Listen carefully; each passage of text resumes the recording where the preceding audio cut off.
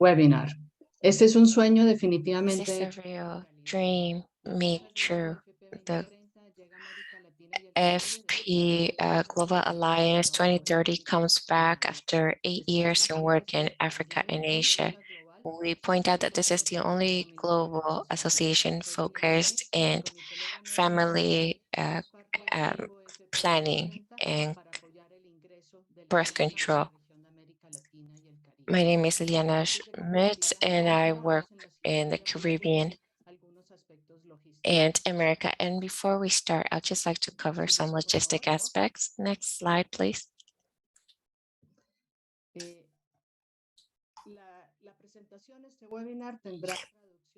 The presentations provide interpretation. Please only choose the language of your choice. We appreciate if you would please remain silent during the presentation, and turning off your audio helps. We will be sharing the presentation. Please, the next slide to share the agenda for this webinar.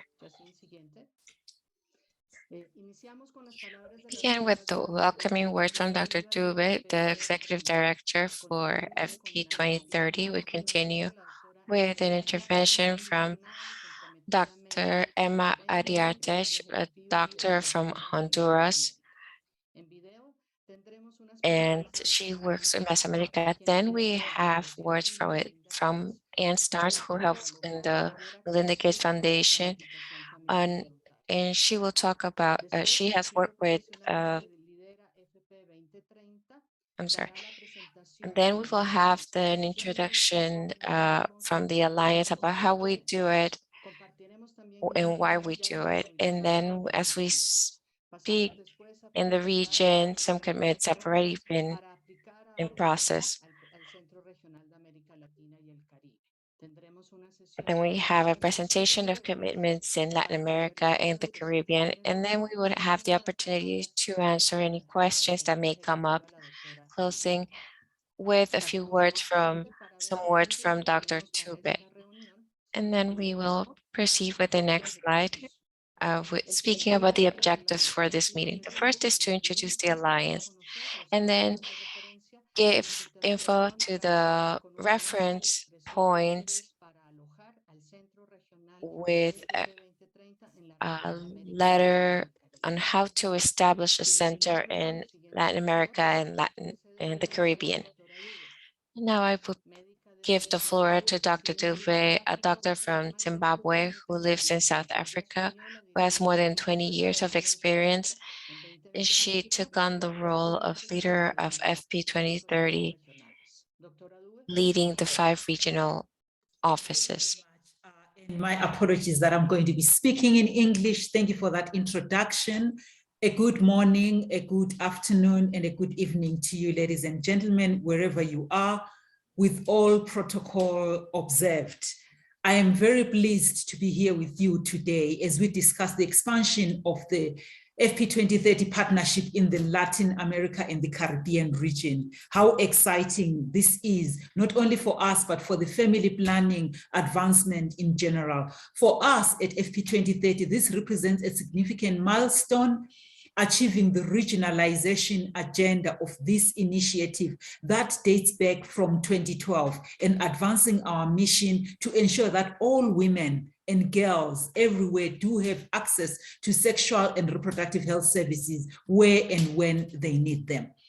I recognize efforts that are coming from many. For example, I was pleased to note the paper that was recently published, Rodolfo and et al. I know that Martin Smith, Maria, you were all part of that authorship, where you saw that the gap is there, which needs a family planning programming, especially around long-acting contraceptives in the region. We applaud the work that partners are doing across the world, PAHO, the UNFPA, and many other partners who we have been interacting with. The Montevideo Consensus on Population and Development, for us, it is a true testament to the urgent need to continue to prioritize population dynamics in sustainable development. And as you know, issues that are surrounding youth and access to sexual and reproductive health services are key in this region. Ladies and gentlemen, it goes without saying that much progress has been made in addressing some of the emerging issues highlighted and prioritized during the first consensus meeting that happened, but we still have work to do in addressing inequities, teen pregnancies, lack of access to modern contraceptive methods, and pricing of commodities. The work that has led to where we are today, largely led by my team, and I just want to acknowledge Nora and Liliana, who have really been hard at work producing some of the mapping reports highlighting what the needs are in the region that many of you currently are programming day and night. All these issues, they remain key priorities for the FP2030 partnership, and we look forward to working with the many partners and stakeholders gathered here today in achieving these aims. The FP2020 model has proven to be valuable, especially in leveraging commitments from our original 69 focus countries, and Martin is going to highlight what has changed in the FP2030 model. But we understand the need for a partnership approach that connects countries in the region to global level advocacy, learning, and dialogue. We believe as FP2030 that countries should lead in terms of their family planning agendas. We will remain regionally coordinated, but still globally connected. Under this new partnership, ladies and gentlemen, we look forward to continuing engagement with many of you and global partners in the region like IPPF and UNFPA. But one of our main aims is to bring our presence closer to the partner countries to ensure a regionalization agenda that can truly be achieved. Our wonderful partners, as I've mentioned, Liliana, whom you heard from a few minutes ago, and Nora, have been working tirelessly and engaging with many stakeholders in the region over the last year, ensuring our expansion to the region is truly inclusive of civil society and youth-led organizations, multilateral agencies, governments, foundations, and donors who span the nexus of experts who are working tirelessly alongside many others in SRHR and indeed in gender equity.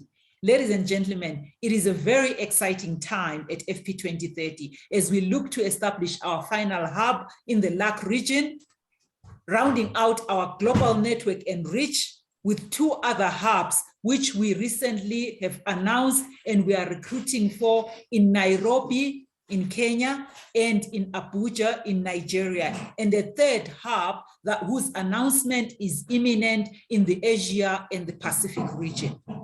Soon it's going to be announced. So again, you should have your ear on the ground on this one. I look forward to the discussion and the Q&A on the request for expressions of interest that we are going to announce today for the regional hub later. Together, ladies and gentlemen, we can achieve not only FP2030's vision for the new decade ahead, but the need that you and I so believe in for women and girls across the world, and especially in the region, to make sure that family planning helps them to achieve their true potential. Thank you very much. And I want to hand over back to you, Liliana. Thank you.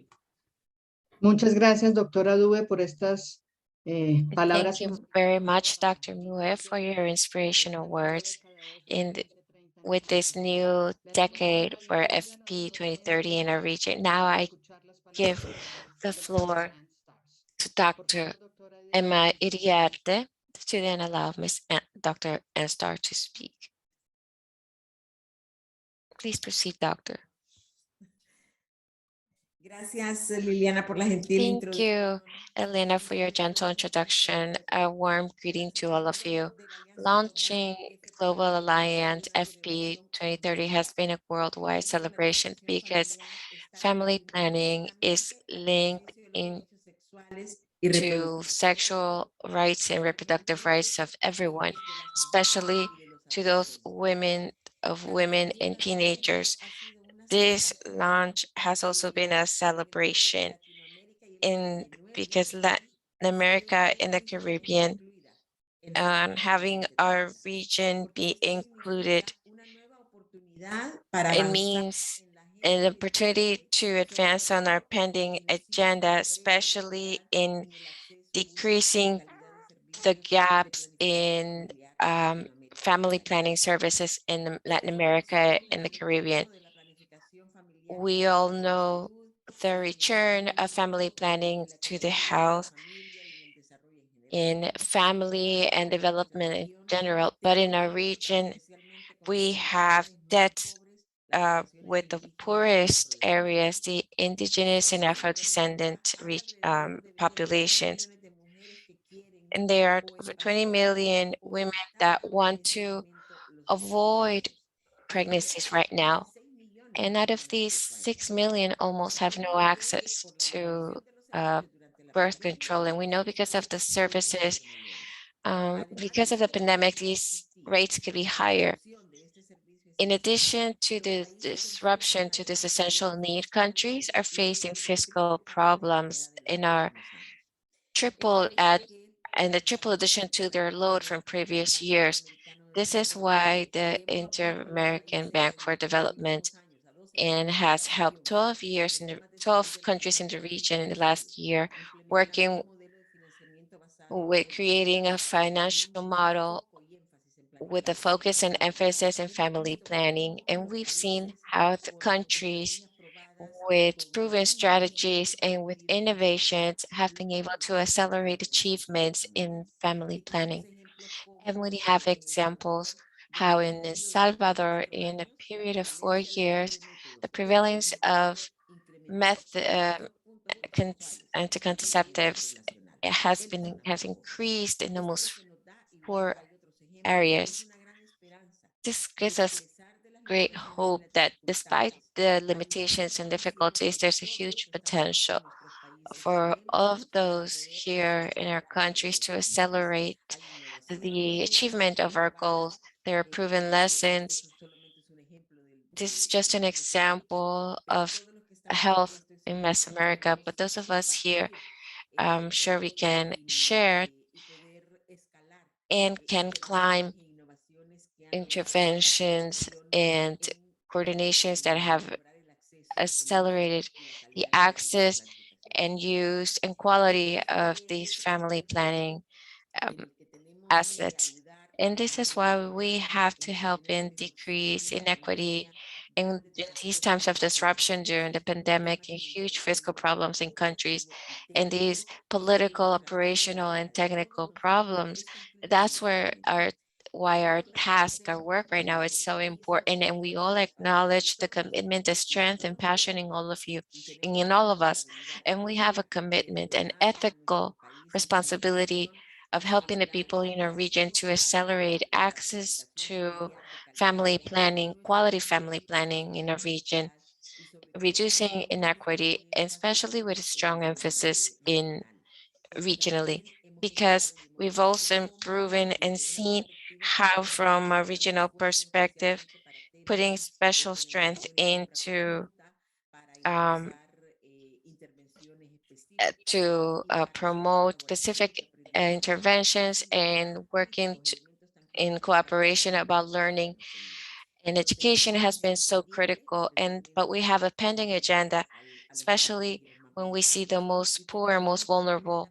And we have also a pending agenda to insert ourselves in this global concert and being able to share and learn from other regions what is taking place. This is a critical, super critical moment. We are present in a global alliance and we can offer what we have been known to do. We need to learn from others, and we also need to still support this get support in this last step, in this last sprint that we need to cover. I'd like to confirm on behalf of the Inter-American Bank the support and commitment in achieving this, and congratulate you and celebrate this milestone that is becoming a reality through this global alliance for family planning 2030. Thank you, all of you, and happy to be here.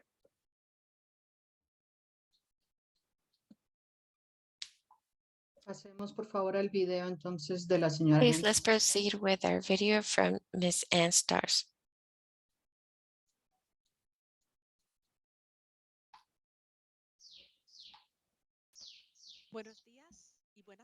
Good morning and good evening, everyone. For those of you that I haven't had the pleasure of knowing, my name is Ann Stahars, and I am the Family Planning Director for the Bill and Melinda Gates Foundation. I want to welcome all of the representatives from FP2030 and the reproductive health of family in Latin America, the Caribbean, and the rest of the world that are joining us today. It's a great honor to be a partner and ally for FP2030, and we are delighted to see how it expands and grows in Latin America.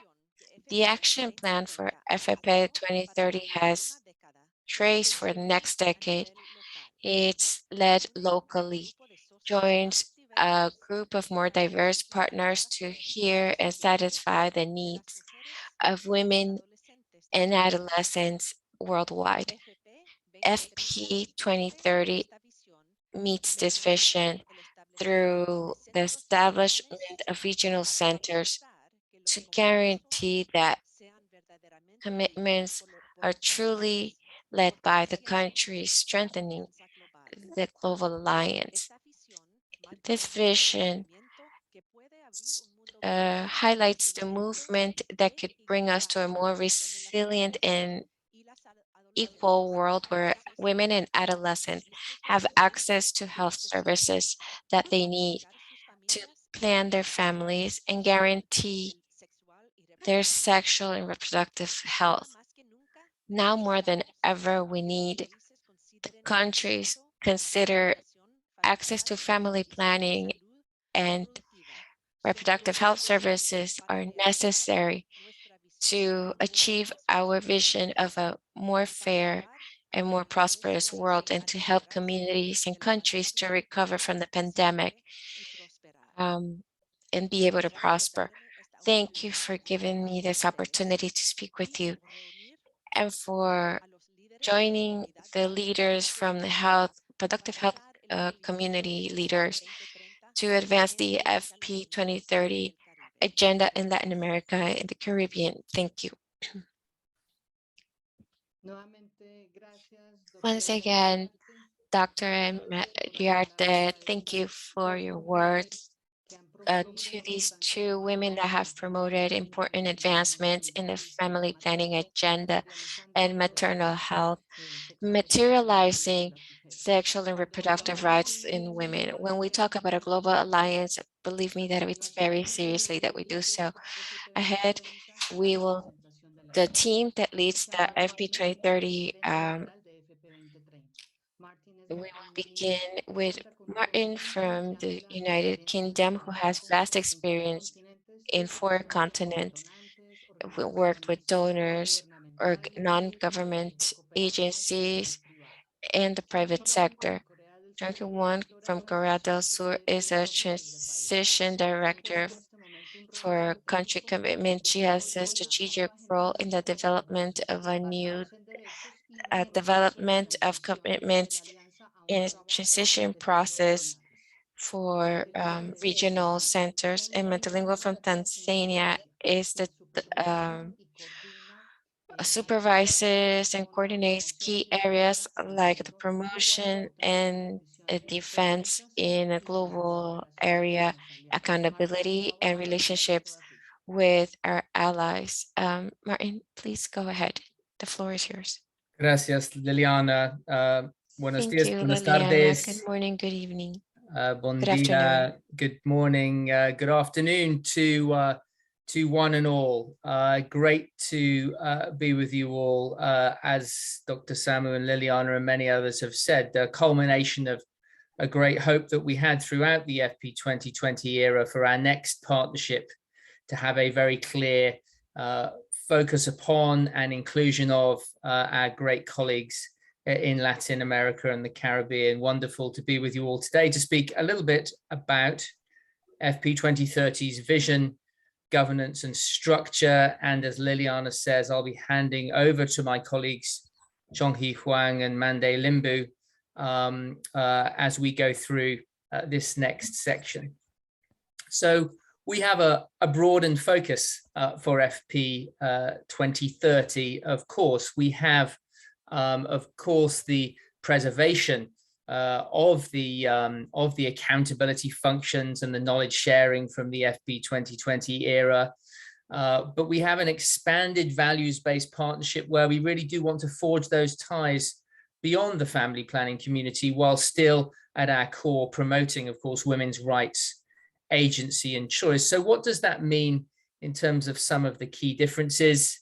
You can see here on the left, from the 69 countries of FP 2020 to all countries being welcome to make commitments in the FP 2030 era, from countries supported a centralized secretariat to these regional hubs that you've heard about from Samu and Stars, Liliana and others, from 120 million goal for the 69 countries to an updated measurement framework that very much focuses on the individual system and enabling environment levels of measuring our collective progress and success. From a knowledge dissemination to knowledge sharing through these interconnected regional hubs, and a real emphasis on global, regional and country level advocacy and accountability. And we'll move to the next slide, please.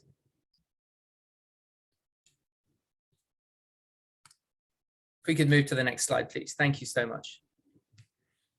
So FP 2030 is the only global partnership centered solely on family planning. And we think that this very singular, very acute focus that we have allows us to bring together the widest possible range of partners across a number of disciplines and sectors. We'll speak about those disciplines and sectors and actors in a moment. And all of this while situating family planning, of course, at the crossroads of the global health, development and gender equality agendas. So very much an expanded focus from the FP 2020 era, building on the success and learning we had over the 9 years of that partnership. And we'll move on again to the next slide.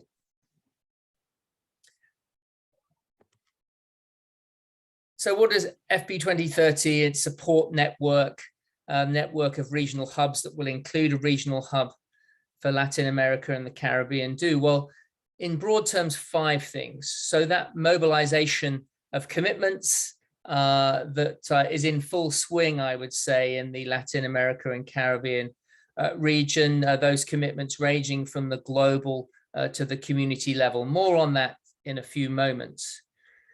The advancement of country, region and global analysis and use of data and evidence for decision-making and accountability. This has been a huge strength in the FP 2020 era that's been built upon with a new measurement framework for FP 2030. And we're very excited to be working on this specifically in the Latin America and Caribbean region. We advance advocacy, as I said earlier on, at the global, regional and country levels. We convene global and country stakeholders for that collaborative learning, for that advocacy work, and for the mutual accountability processes. And we're forging and leveraging partnerships to create those synergies and maximize opportunities for family planning within the broader development environment. And we'll move on again to the next slide, please.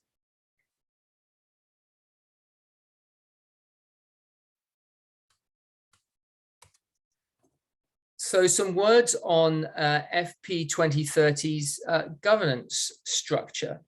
At the top here, we are headed by our governing board, which is chaired by the Honorable Meraseni Rakwita from Fiji, and has members from commitment-making countries, from donors, from multilaterals, civil society organizations, and youth partners as well. I'm sure many of you know that Marta Royo, the executive director of Pro Familia Colombia, is a member of the governing board. That board has 3 committees, as you can see here, that deal with the board's effectiveness, with program issues, and with finance issues. We also, as part of our global structure, have a donor engagement group that comprises some 30 or so of the major family planning donors from around the world, who meet quarterly to discuss issues of common interest and alignment. We have our executive directorate and leadership group headed by Dr. Samu, of course. We do have then a measurement group that is coming over from the FP 2020 era, the Performance Monitoring Evidence Working Group that deals with all of the data in progress. And we have some work that is starting to be put into place around champions and looking for those champions at country and regional level that can advance the FP 2030 agenda. And then we have these 5 regional hubs that you can see on the structure that I'd just like to speak about a little more on the next slide.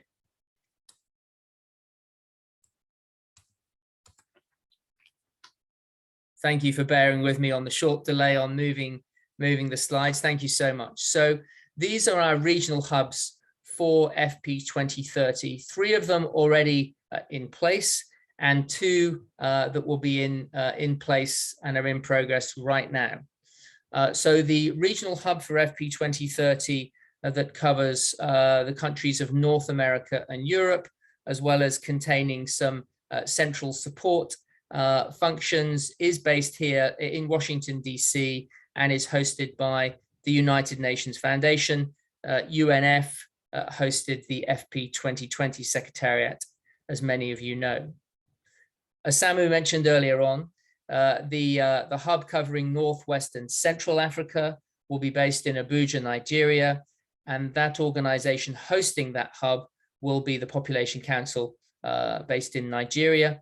The hub for East and Southern Africa will be based in Nairobi, Kenya, covering all of those countries and partners, and will be hosted by AMREF Health Africa. Our process for Asia and the Pacific is will quite soon reach a conclusion with the announcement of that hub host organization and the location. And of course, as we will go into in much more detail in the course of this webinar, we are launching the RFI to begin the process of selecting a hub host organization for FP 2030's regional hub covering Latin America and the Caribbean. And we'll move to the next slide, please.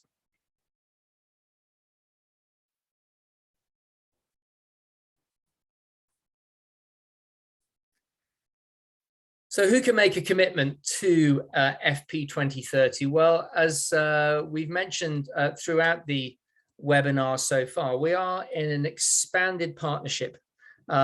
We want to generate commitments from the full range of organizations possible within the Latin America and Caribbean region, and indeed globally, of course, as we seek to build this FP 2030 movement. Commitments are in progress with commitment makers in each of these categories, both in Latin America and the Caribbean, and globally right now. Commitments from governments, from civil society organizations, from youth-focused and youth-led organizations, as well as academic institutions, multilateral partnerships, funding organizations, including donors, of course, non-governmental organizations, and crucially and importantly, the private sector as well. And so to take you into this commitment work a little more, I'd like to hand over next to my colleague, Chonghee Huang. Over to you, Chonghee. Thank you, Martin. I'm happy to introduce myself again. My name is Chonghee Huang. I'm a Director of Country Engagement and Transition with the FP 2030 team.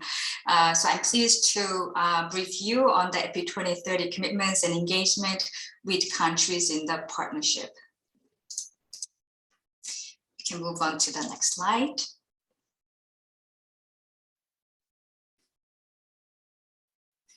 FP 2030 is a commitment-driven partnership, and governments and organizations in various sectors join the FP 2030 partnership by making a formal commitment. As Martin mentioned in the earlier slide, FP 2030 is open to all countries and to organizations inside and also outside of the family planning sector. Both for country governments and non-governmental partners, we developed a few recommended steps for commitment making to support the commitment makers to ensure that their commitments is built in inclusive, transparent, and accountable ways as much as possible. Especially for country commitments, we recommend those 9 steps as outlined on this slide for countries to consider for commitment making process. And these recommended steps are built on feedback from a range of partners and stakeholders, and also informed by lesson learned from the commitments made under FP2030 partnership in the previous era. And those steps are recommended to ensure strong political buy-in, engagement of diverse stakeholders at the national and subnational level throughout the process. And those steps are only indicative, though we encourage each country to adapt it based on each respective circumstances, context, and also needs at the country level. And details for each step can be found on the online commitment guidance toolkit, which is also available in Spanish on the FP2030 website.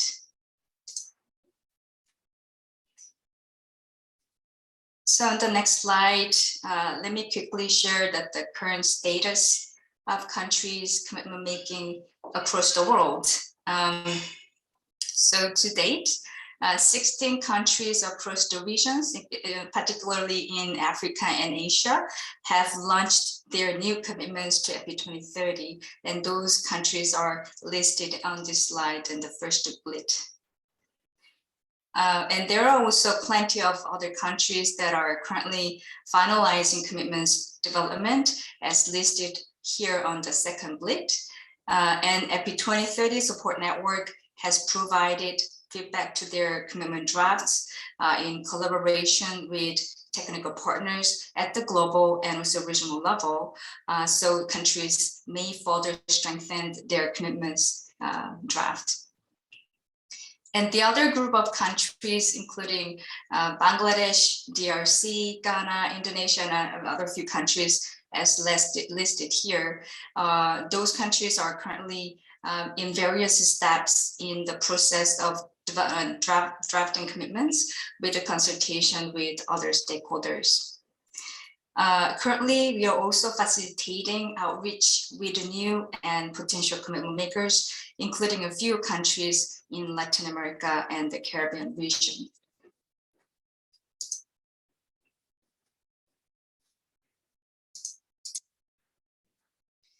So on the non-governmental partner side, on the next slide, we have received around 60 commitments from various organizations, such as MSI Reproductive Choices, DKT, IPPF, FHI 360, and International Confederation of Midwives, as well as country-level organizations, many countries in Africa and Asia, and also the Latin America and the Caribbean region as listed here. So my colleague will share more on that Latin America and Caribbean region, the commitments makers in the later slide. Donor commitments are also being mobilized through FP2030's donor engagement group. We are also reaching out to the non-traditional partners working in the private sector, faith-based, climate change, gender and disability rights groups as well. And the new commitments will be amplified throughout the FP2030 channels and also the global events, including International Conference on Family Planning, which will be scheduled for later this year.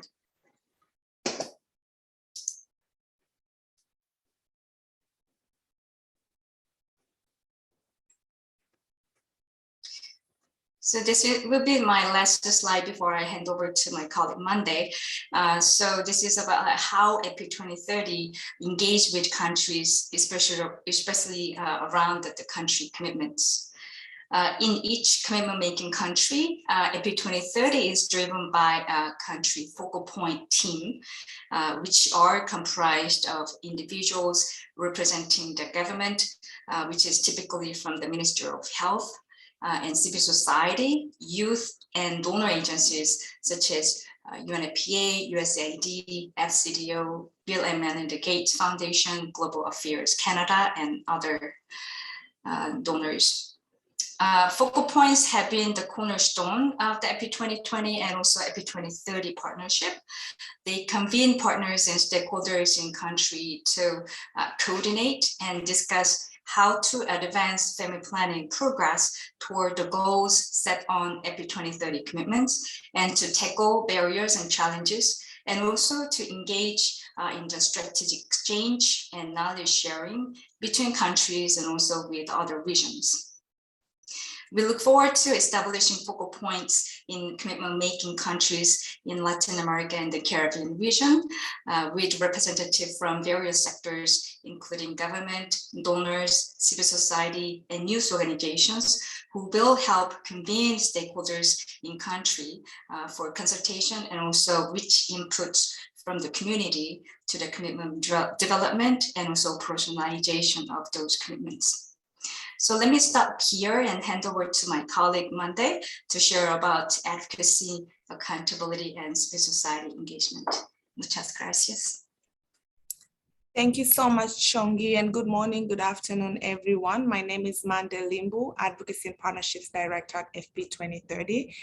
In the next few slides, I'll share with you a brief overview of our advocacy, accountability, and civil society engagement approach. Next slide, please.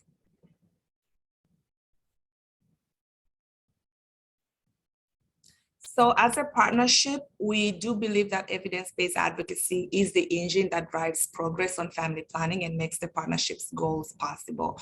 We have recently finalized a framework that outlines the role of advocacy in the FP2030 partnership and makes recommendations about how advocacy should be delivered, funded, coordinated, and evaluated based on lessons we've learned over the last 10 years. We do believe that specific advocacy priorities and actions should be defined at the regional and country level, but as a partnership, we have a shared advocacy agenda that can be grouped into the 4 overarching priorities, as you can see on the slide. Cultivating political will from governments and other stakeholders to support the fulfillment of commitments, and this includes advocacy efforts to increase political and financial attention that's needed to ensure that progress on FP2030 goals is fast-tracked. Secondly, promoting the development and adoption of policies that support rights-based family planning. And the third priority focuses on increasing the allocation of domestic resources for family planning at the national and subnational levels. And lastly, advocacy efforts that are geared to improving the implementation of family planning policies and programs. Next slide, please. So accountability, on the other hand, is the backbone that ensures the FP2030 commitments are met. And as you all know, accountability processes allow citizens and civil society to hold governments and other commitment makers to account for their commitments. FP2030 promotes a mutual accountability approach for government commitments, where governments are responsible for delivering on their commitments, but there has to be a focus on collaborative approaches between governments and other key stakeholders. So we do have implementing partners that support the commitments by implementing programs consistent with national priorities. And we have donor partners that support commitments through financial and technical assistance, and civil society partners that drive accountability by working with governments to monitor progress and advocate for action. And there are a number of approaches that commitment-making countries and civil society partners are using to track progress. And then the FP2030 support network ensures information on country progress is shared through our annual reports or other country updates. Next slide, please.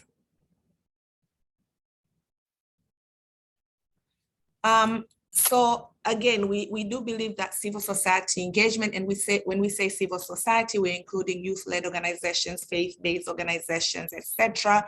We believe their engagement is crucial for advancing advocacy and accountability, but also achieving our goal in general. So we work very closely with national and global civil society partners. And on this slide, we've listed several ways FP2030 is currently working with civil society partners, including at the global level around collaborating with global civil society partners to set the kind of family planning advocacy agenda and supporting promotion of evidence and best practices among global advocates. And then at the regional and country level, mobilizing key stakeholders to drive commitments and advocate for domestic resources and policies that support family planning, like I said earlier. And then we're also enhancing the role of civil society in monitoring of commitments as part of our broader accountability framework. And we promote scale up of best practices and ensure recent and reliable country-specific data is available and accessible to local advocates to foster accountability. And lastly, we broker technical assistance as we connect local civil society partners with technical experts and identify opportunities for cross-learning and knowledge exchange. So that is our advocacy and accountability approach in a nutshell. There's obviously more information that we didn't cover today, but in general, as a partnership, we do strive to build an inclusive movement with diverse stakeholder base across sexual reproductive health and rights, gender development, and related sectors. So we're very eager to learn from Latin America and the Caribbean experience, and very excited to work with civil society partners in the region to advance advocacy and improve sexual and reproductive health and rights of women. Thank you very much. And now I'll hand over to my colleague, Nora.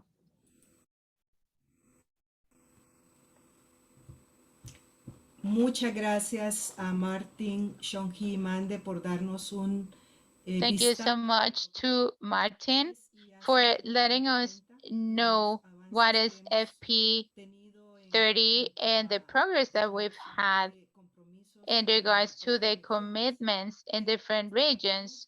But our region, despite the fact that this is coming to our countries, we've been able to achieve different commitments from different organizations that are working in this region, so we can achieve the reduction of the gap for these rights. And I want to mention all of them so you know the commitments that we've been achieved. FOS Feminista, this is an organization from the South that has more than 120 organizations in the South. And Elige is in Mexico. This is an organization of young people in Mexico that also cover different states in that country. And they work together with different organizations. And we also have CIES in Bolivia. It's an organization that has a lot of experience in regards to reproductive rights and rights of women. We also have Fundación Oriéntame in Colombia that is providing services for reproductive health in different cities in Colombia and is committed. We also have Red LAC in Latin America that is covering lots of countries in Latin America, and also Dominican Republic, and is working also for the reproductive rights of young people specifically. We have Alian Misar in Guatemala. This is an organization that has more than 100 organizations of indigenous women and that are fighting for reproductive rights of this population. We also have Innova Health Supplies in Panama, and we know how important it is for them to fight with reproductive rights. And Innova Health Supplies is an organization that is a non-profit organization and supplies the region of Latin America and Caribbean and provide services. We also have Pro Familia in Colombia, and they're very committed with family planification. We also have MexFam in Mexico that has lots of experience in providing these services. So all of these organizations also work with providing training. And I also want to mention that there are 2 more organizations, Pro Joven in Mexico and the Caribbean, and very soon will join with a commitment, this alliance, and also CoJoven Honduras. These 2 organizations are working with vulnerable populations for young people, and they have made a lot of progress, and they have done a wonderful job to be able to help young people, and they provide education and access to different family planification services. Now we're gonna go to questions. I'm sure that there's some questions, so we're gonna pause to be able to respond after listening to Martin and Shonki and Amanda with the introduction of this alliance. So we're gonna go to the next session now, and we have some questions here already. We have seen these questions. There's a question here from Fundación Rasmus in Paraguay, and she's asking, she's sharing that soon they will join this alliance of FP 2030, but that she would like to know if when they join the alliance of FP 2030, if the membership will also provide different resources to get different reproductive products, and also provide with resources, and if we would be able to help them to negotiate better prices to get. And another question, and I think Martin, and I don't know if you want to answer to this before we go ahead with other questions for contraceptives. Thanks so much, Nora. Thanks, Patricia, very much for your question, and delighted to hear that the Foundation Erasmus is on the brink of making an FP 2030 commitment. So big feature of FP 2020 and now FP 2030 is advocating within the broader system of family planning and reproductive health concerning issues of sort of pricing and availability. The Implant Access Program was an initiative within the FP 2020 era, as was the DMPASC Access Collaborative that very much focused on pricing for particular countries where access to these commodities at prices was a challenge. So this continues to be a focus that FP 2030 will take on with a range of other partners, with our donor engagement group, as well as others in the FP 2030 era. As well at a national level, of course, we have partners who we can put you in contact with and connect the dots, if you like, to ensure that conversations around access to high quality, well-priced contraceptives can be taken forward. That's what I can say at the moment. Lots more detail to come. Regional hub being established. Would need a bit more information about your particular circumstance, but we look forward to being in touch with you more on this issue. Back to you, Nora. Muchas gracias, Martin. Thank you so much, Martin. There's another question here, and I think that we might be able to answer it a little bit later, but what's the role of universities and the academia within this alliance? Tal vez Mande nos puede ayudar a Maybe Mande can answer this question.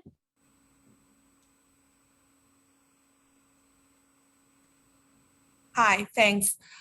So as Martin mentioned earlier, we do welcome different agencies to be part of the partnership, including not just governments, donors, civil society, research institutions, and universities. So definitely we are welcoming such institutions to be partners to FP 2030. We can actually, I see another question from Advocates for Youth around if people are interested in becoming partners of FP 2030, what are the steps to follow? So we can add in the chat box our commitment making toolkit, which outlines the steps for making a commitment. And as FP 2030, we are always happy to speak with partners and do briefings with partners who would like to join the partnership. So we can also add an email on the chat box for folks who are interested to have conversations about joining the partnership. Thanks. Muchas gracias, Mande. Thank you so much, Mande. There's another person, Elena, and she's asking, what is the commitment statement and the forms that we were talking about, and what are the steps to be able to join the alliance once they do the commitment statement? But maybe Shonki can answer this question. Sure. So it depends on who make the commitments, either from the country governments and the non-government partners. The template or also the guidance for the steps will be different. So please find that the links which is on the chat box now for the further information on the guidance for the government and also the non-government partners for commitment making. So I'm happy to share about the country governments, like what will be the next steps for them to take after they launch the commitments. So first of all, I think that one of the first steps can be to socialize and also announce about the commitments to raise awareness of the general public of the commitments that the country government has made, and also to ensure the focal points in place and functioning, as I mentioned in the slides, and also to ensure that they are well connected to the stakeholders and working in the family planning, also the sexual and reproductive health and rights area through existing or new platform as needed. And the other steps may be to ensure the operationalization plan of the commitments so that it can be well implemented after the launch of the commitments, to ensure that documents or plan is in place. That will be including the accountability section to lay out what partners and also what kind of process will be used in terms of the operationalizing the commitments and also tracking of those commitments. But happy to answer any other, for further information, like through the emails, if you would like to reach me out. Bien, gracias, Thank you so much, Chunky. Is there another question regarding the terms of reference?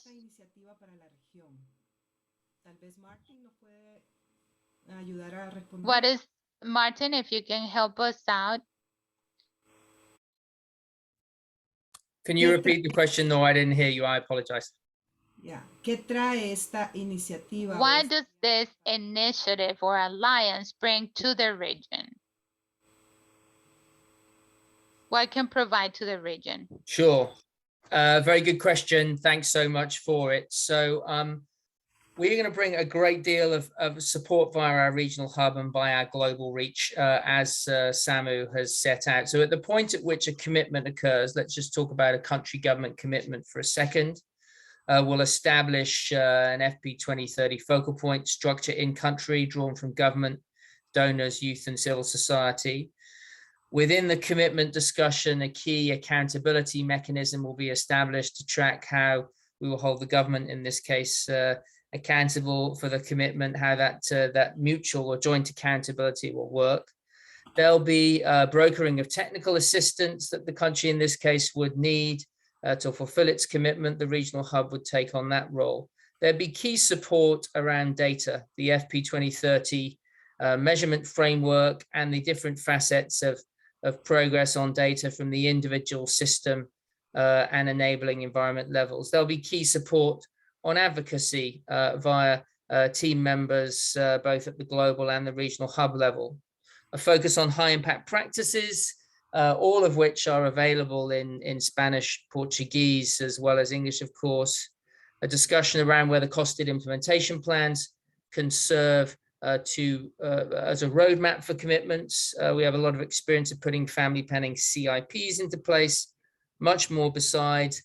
Collaborative learning workshops for focal points to be established on a regional basis, and a good deal more beyond. So I hope that starts to answer your question. Back to you, Nora. Muchas gracias, Martin. Y vamos a compartir. Thank you very much, Martin. And now we will share, of course, more answers later. And not to leave any questions unanswered. Now we will proceed to go with the session where Liliana will share the content of the reference terms to host the regional center in the region, the FP2030 region. Thank you, Nora. And we're finally reached the launching of the reference terms from the requests or those a request to host a center in Latin America or the Caribbean.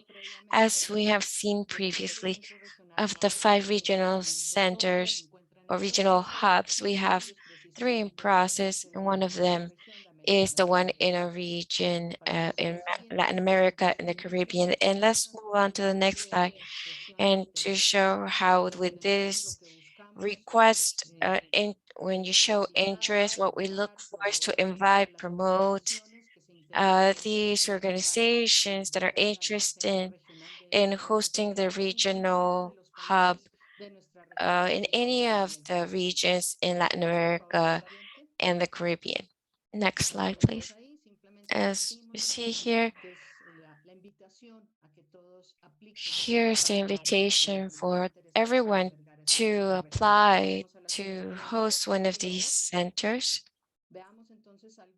And so let's see some of the responsibilities that would be assigned to this center, without saying first that this is a summary of the reference terms that are available to be downloaded from the website. And of course, probably my FP2030 colleagues will probably share the link in the chat where you can download these reference terms. So let's quickly look about what we mean when we talk about responsibilities. What are the expectations? One is to understand that the alliance is in the regions to proceed with the goals of FP2030 and with allies and countries in the region to continue. Then there's to continue generating and capitalizing in the alliances in our platform, but also mobilize and drive commitments in our country and nonprofit organizations, promote actions, political work to promote and defend regionally and nationally, facilitate technical assistance with an emphasis on family planning, continue advancing the appropriation, analysis, and use of data when it comes to decision making in the countries, and invite the interested parties regionally and nationally for a collaborative learning and to promote political influence and accountability, and of course participate in actions that allow us to continue mobilizing resources to the regional hub for Latin America and Caribbean. FP2030 will be responsible for 3 activity groups. One is to introduce the FP2030 Alliance at regionally, nationally, locally, and then there's accountability with the commitments generated in each of the countries. be they government or organizations and non-government organizations. And the third group of activities is to manage the information on family planning and reproductive health, especially the data related to the use of modern contraceptives. So now we'll proceed to the next slide to make a reference to the profile and experience of the host organization that we're looking to, or what we're looking to become a host organization. And it needs to be an accredited organization and based on in the organization of regional and global meetings, that it have the capability to lead productive meetings, solving inconveniences and difficulties that may come up technically and logistically. Experience is more than welcome in, political influence and accountability with alliances in local organizations led by youth. As we've seen there in the alliance, they are the key axle, young people's participation. And then they have to have the organization to provide administrative support, generate assistance in the management of resources. They have to have the ability to manage currencies in North American currencies in these countries, and also be able to hire staff from other countries. And of course, have human resources services. The profile needs to be a legally established institution that has a commitment with gender equity, social justice, and of course, always promoting the advancement of universal human rights to achieve the sustainable development objectives. As you understand, it needs to be an active organization when it comes to family planning, reproductive health, and maternal and child health.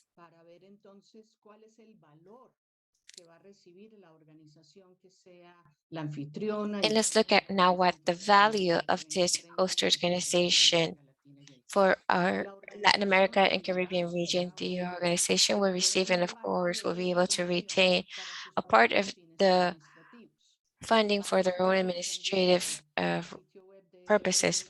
They will be also contribute to the website, our FP2030 website with institutional document. And of course, as a result, they will share the credit of the successes that we reach as FP2030 in this Latin America region. Let's proceed to the next slide so we can talk a bit about the staff for this regional hub. The regional hub will be made up of a general director that has experience in countries in a region. And as it advances, it will continue adding a group of full-time professionals. It's important to point out that the work, since it has a regional focus, needs obviously to have, we have interest that these professionals understand the context and landscape and challenges and difficulties in reproductive rights, sexual rights in all of these countries in our region. And we have, of course, how we mentioned, a director, a general director, a technical team, and that will be hired as the country's needs emerge. And of course, depending on the awareness priorities in the region, then we will have the ability to mobilize resources. They have to be sexual health and reproductive health professionals that understand these challenges that we have in our region.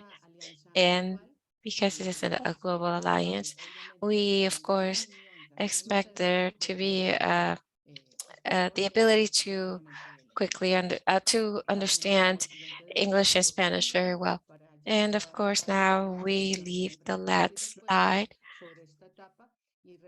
to have a Q&A on this stage now about the budget and duration. It will be a initial period of 24 months for an amount of up to 900,000 per year, the first operation years. This includes all of the expenses in with of all the fees and the amount for different services such as accounting, office services, human resources, the office space, and those judicial services that may be necessary. In the start date for the regional hub, it starts on December 1st of 2022. Let's now proceed with a key question on the next slide, where we make a reference as to who can apply. Really, it's any ONG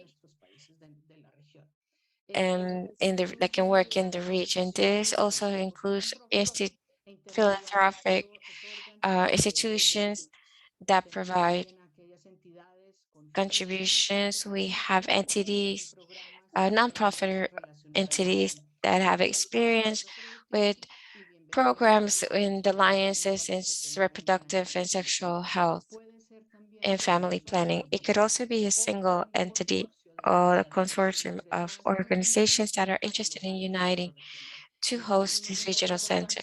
And again, we insist on the need, because this is a global effort, for the need for English and Spanish. And let's see what is the estimated timeline that we have for this regional hub. Al Centro Regional FP2030 en América Latina y el Caribe será el próximo 10 de Would julio. be on June 10th, and that's going to give us 6 weeks. And now, so that you can validate according to the country, it could be 11:59 p.m. from the East and the US. Second of all, the invitation to the proposals that you have completed, for you that have completed the criteria of selection, would be presented on August 30th. And after the presentation of proposals that are complete is 1 month later, so it's September 30th. And then the selection of the institution that will sponsor FP2030 would be November 15. And it's important to have in mind that there's a specific email for the terms of reference that is available for anyone, and you can download it in FP2030, and we posted the link on the chat. And if you have any questions or concerns, you can send them there. And I also want to mention that there's going to be a committee of assessment by members of the board and team of FP2030 and some consultants. And we will consider all of this for all the organizations that have completed and complied with all the requirements. And I just want to say that this is something that makes us really happy on behalf of FP2030, Martin Smith, and every colleague, to let you know about FP2030 to our region in Latin America and the Caribbean. And we have a full agenda. We have lots of challenges, but we are very willing to do it and to support you and invite you to work together creating this agenda. And now I'm going to allow Nora Quesada to give more details and provide any more details regarding all of this. Thank you, Nora. Thank you, Liliana. When you were presenting and telling us about the terms of reference from the regional center and different responsibilities and who can apply, we were able to solve many of the questions and answer many of the questions that you can see in the chat section and also in the section of questions and answers. I think that one of the concerns in the area is to be able to buy all the products or to have access to this. And they're still asking if the Alliance will help providing resources for implants. And I don't know if Martin can help us with this. If you can answer this question. Sure. Yeah, thanks for this variation on the question that was asked earlier on. So FP2030 not a funding organization, a donor organization. So let's be clear that we're not going to be providing resources directly for implant purchases. That hasn't been a feature of FP2020 or FP2030. But let's also be very clear on the key advocacy role we have in the FP2020 era.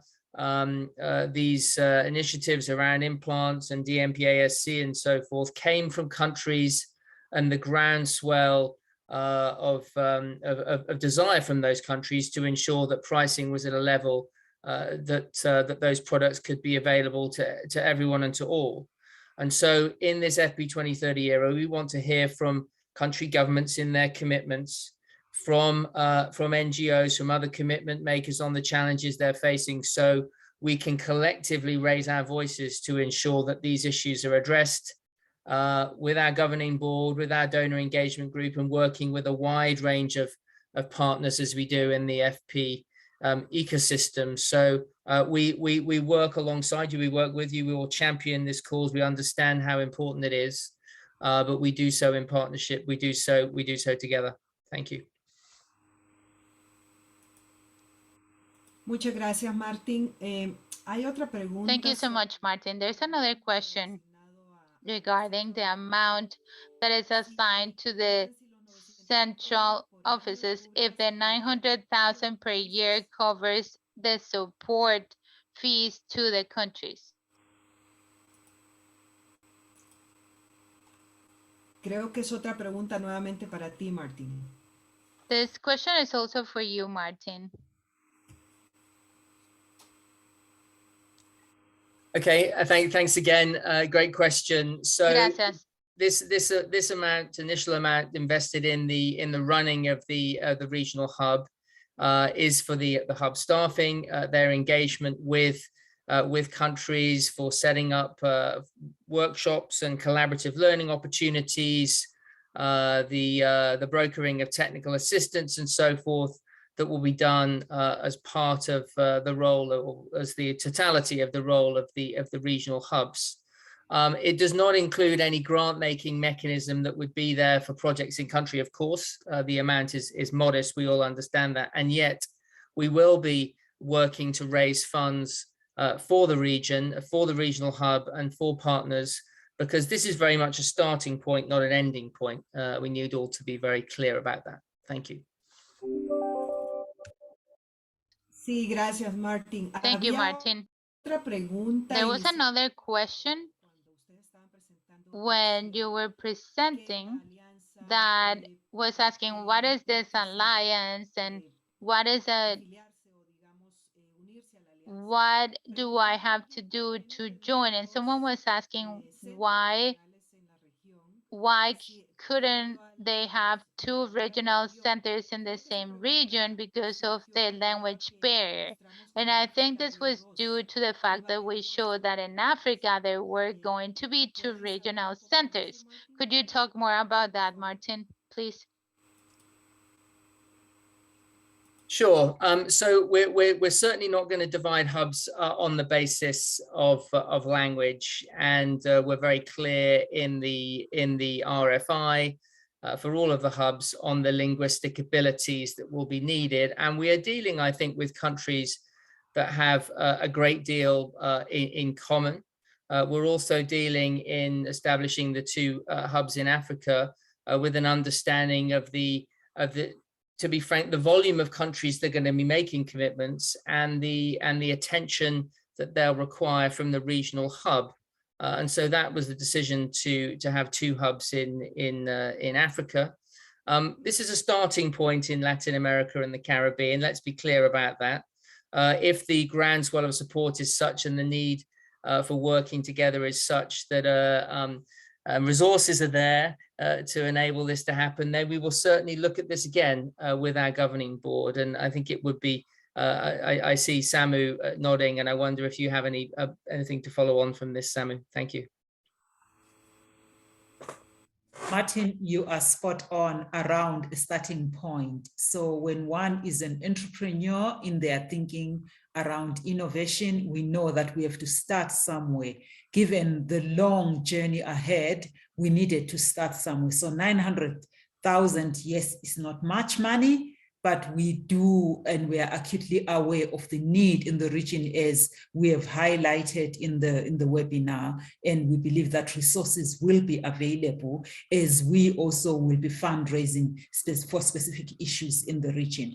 And again, I wanted to just reiterate what Martin has said, that FP2030 is not a funding organization. However, we are the only global network that convenes a dialogue, convenes resources, brokers, technical assistance, as Mande said earlier, and we convene dialogue around family planning. And that is our core way of working. And with countries, we do commitment making that then enables countries to put their resources, put their technical inputs, and drive towards a certain agenda. And I see that most of the questions that have been asked, Martin, around, are you going to be able to put resources on the table? Are you able to help us broker cheaper commodities, etc.? How about youth? How about language issues? And I think when we start somewhere,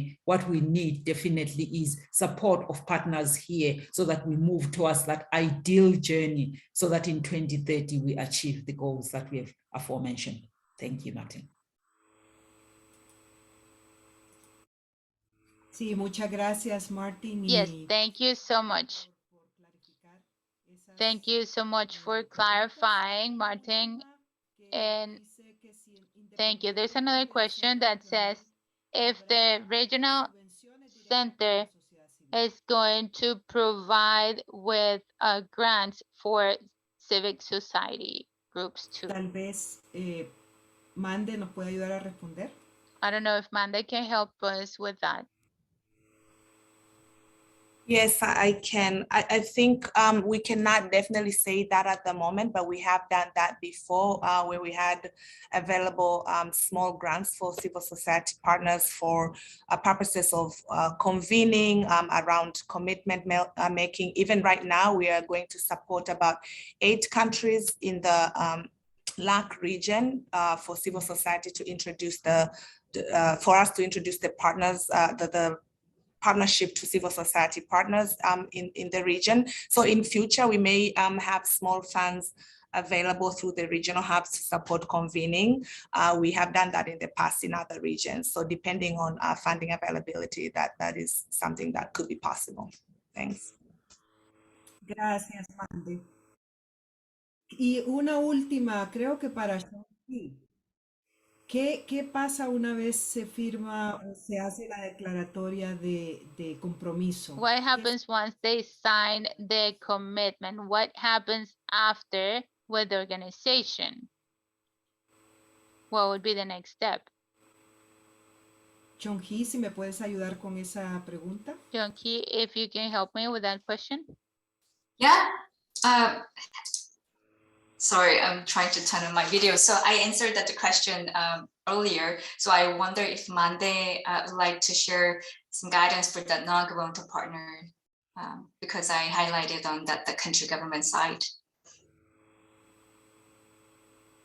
Yes, sure. And happy to, we're putting it on the chat box again, the link to the guidance for commitment makers, for non-governmental commitment makers.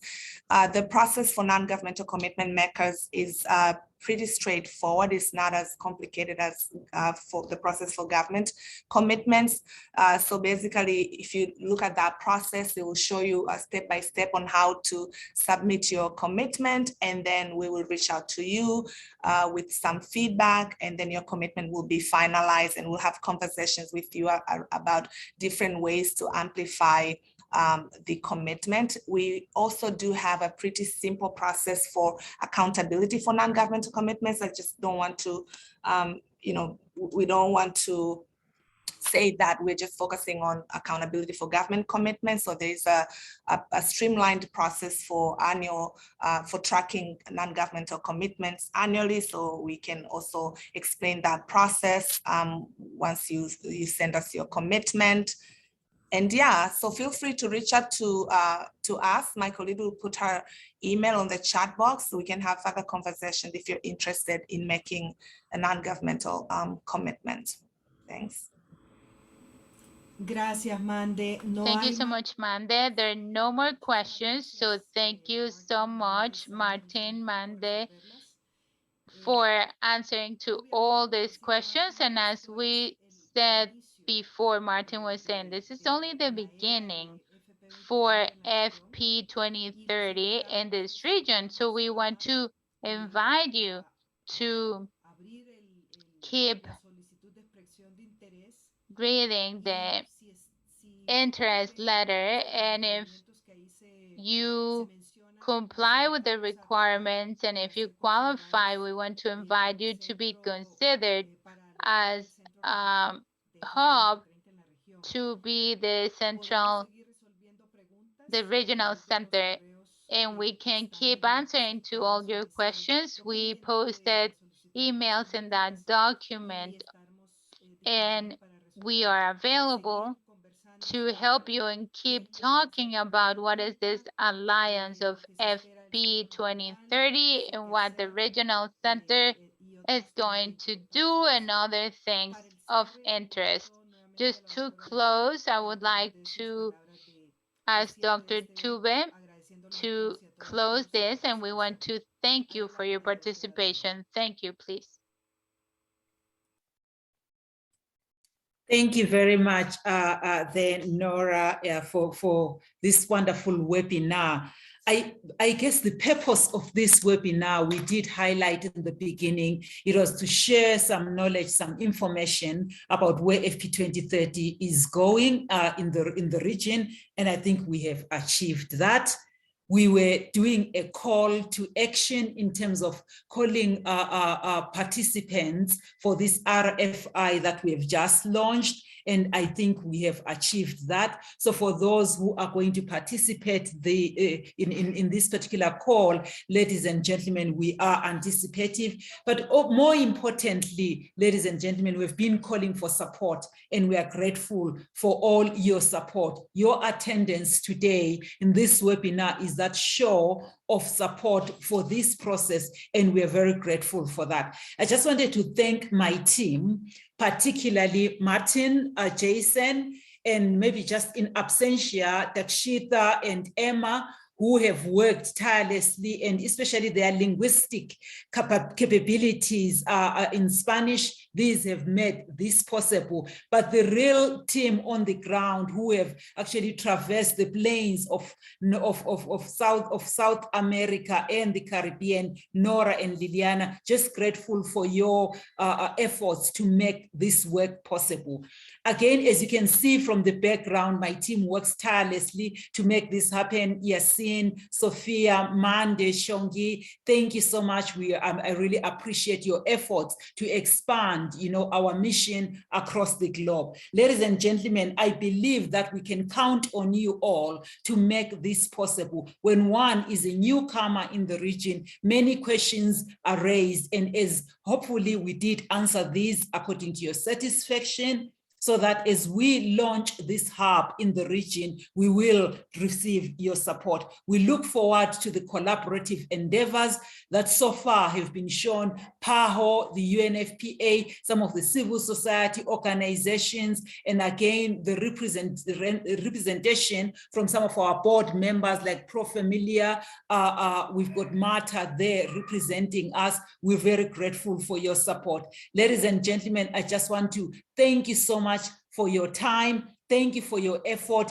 Thank you for your support. And thank you for bringing your heart in this work, because as you have seen the issues across the globe, this work requires not only our brains, hands, and feet, it requires our hearts to make it work and to make it possible. Thank you very much. We do look forward to the responses to this RFI. And if there are any questions around commitment making, etc., there's been a posting on the chat. Sophia has put her email address there, but please feel free to contact us, contact Nora and Liliana, and contact any of the team members who you have seen in this webinar today. Thank you. Have a lovely day, lovely evening. And for those of you who are starting off the day, have a lovely day further. Thank you very much.